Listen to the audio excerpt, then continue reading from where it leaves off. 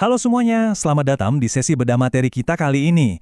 Topik kita hari ini super menarik, sains versus misteri ketika otakmu memanipulasi realitas.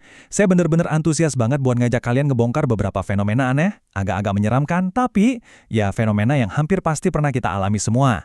Di pembahasan ini, kita bakal membedah momen-momen misterius di mana realitas kita itu rasanya kayak terdistorsi. Dan kita akan melihatnya langsung lewat kacamata sains, berdampingan sama misteri di baliknya. Jadi siapin fokus kalian ya, karena materi hari ini bakal bener-bener ngubah cara kalian melihat pikiran kalian sendiri. Coba bayangin sebentar. Pernah nggak sih kalian lagi duduk santai, ngobrol biasa, terus tiba-tiba bulu kuduk kalian berdiri? Kalian merasa 100% yakin kalau momen itu, detik itu juga, tuh udah pernah kejadian sebelumnya. Atau pas kalian lagi ngelamunin teman lama yang udah bertahun-tahun nggak ketemu, sedetik kemudian layar HP kalian nyala dan ada pesan dari dia. Wah, seringnya sih kita cuma mikir, kebetulan aja nih. Tapi gimana kalau ini bukan cuma kebetulan biasa? Fakta yang menariknya, sains tuh benar-benar udah berusaha keras loh buat ngejelasin kejadian-kejadian yang bikin otak kita seolah-olah ngebug ini. Bagian 1, misteri alam bawah sadar dan deja vu. Oke, mari kita bedah ini bareng-bareng. Kita mulai dari gangguan mental yang paling pertama dan paling sering banget kita alamin sehari-hari. Iyap, kita ngomongin deja vu. Secara definisi, ini tuh sensasi aneh dan misterius, seolah-olah kita udah pernah ngalamin situasi yang sama persis sebelumnya. Perasaannya tuh kayak merayap pelan-pelan gitu di kepala kita, ngasih keyakinan absolut kalau kita udah pernah ngeliat, dengar, atau ngejalanin persis apa yang lagi ada di depan mata kita sekarang. Padahal secara logika, kita tahu banget itu nggak mungkin kan? Rasanya kayak agak terputus dari realitas sesaat, dan jujur aja lumayan bikin kaget sistem saraf kita. Ini pengalaman sehari-hari yang benar-benar nyata dan bikin bingung, bikin kita sering tiba-tiba diam sejenak, jantung deg-degan sedikit lebih cepat, sambil mikir, tunggu dulu.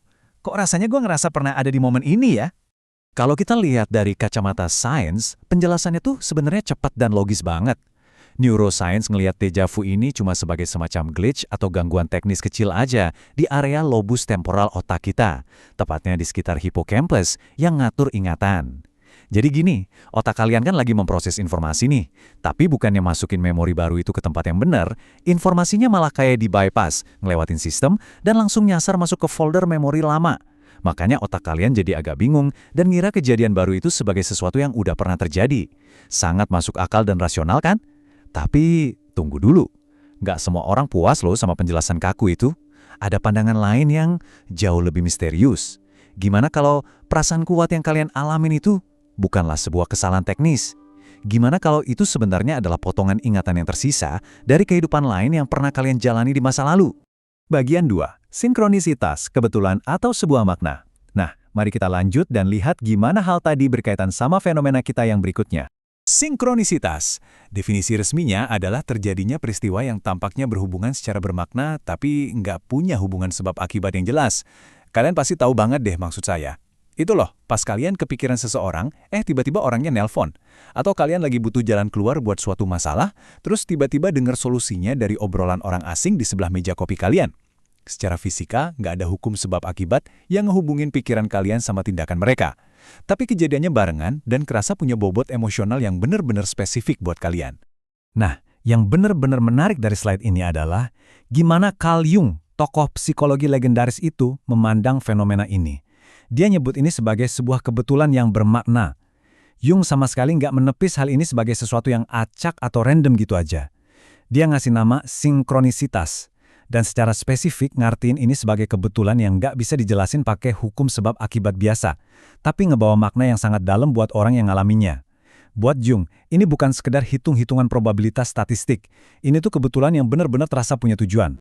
Di satu sisi, argumen rasionalnya bilang gini, otak manusia itu ibarat mesin pencari pola yang luar biasa super cepat.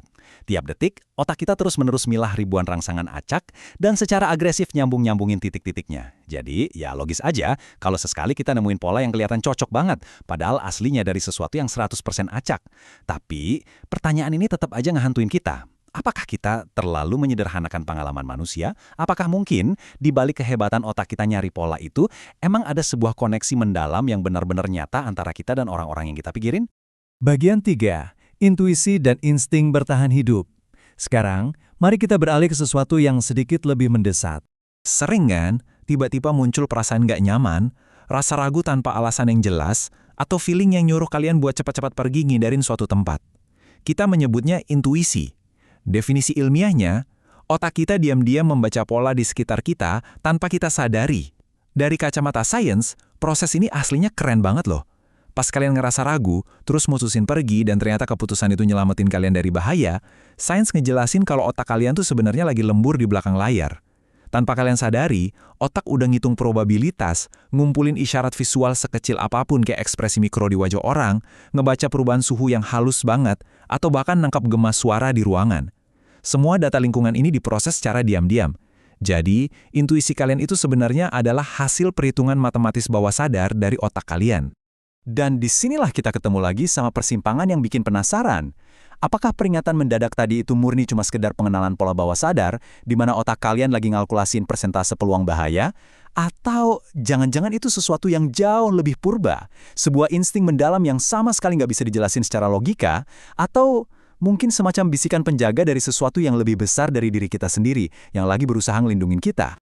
Bagian 4, pengalaman mendekati kematian atau NDI. Untuk segmen berikutnya ini, saya minta kalian ikut sama saya masuk ke dalam fenomena yang jauh lebih ekstrim, lebih gelap, dan bisa dibilang misteri terbesar dari eksistensi kita. Pengalaman mendekati kematian, atau near-death experience. Kita lagi ngomongin sebuah pengalaman personal yang sangat mendalam, yang dilaporkan oleh orang-orang yang benar-benar berada di ambang kematian. Momen di mana seseorang secara medis hampir atau bahkan sudah dinyatakan tiada, berada tepat di garis batas antara kehidupan dan akhir, tapi kemudian mereka kembali. Dan mereka bawa ingatan yang sangat-sangat kuat. Pengalaman ini sering banget ngubah hidup mereka secara permanen, bahkan sampai ngilangin sama sekali rasa takut mereka sama kematian. Buat mereka, ini sama sekali bukan sekedar mimpi yang gampang dilupain pas bangun. Sensasinya terasa berkali-kali lipat lebih nyata daripada realitas fisik yang lagi kita jalanin sekarang ini. Dan ini dengan sangat brilian mengilustrasikan betapa membingungkannya fenomena ini buat dunia medis.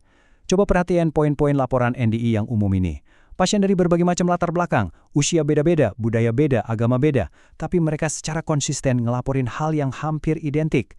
Mereka ngelihat cahaya terang benderang di ujung lorong, ngerasain kedamaian dan ketenangan yang mutlak, dan sering banget ngelaporin sensasi melayang keluar dari tubuh, ngelihat tubuh mereka sendiri dari atas, dikelilingin sama para dokter. Pertanyaannya, kenapa pola dari laporan ini bisa se-universal itu? Oke, realitas ilmiahnya biasanya langsung fokus ke biologi.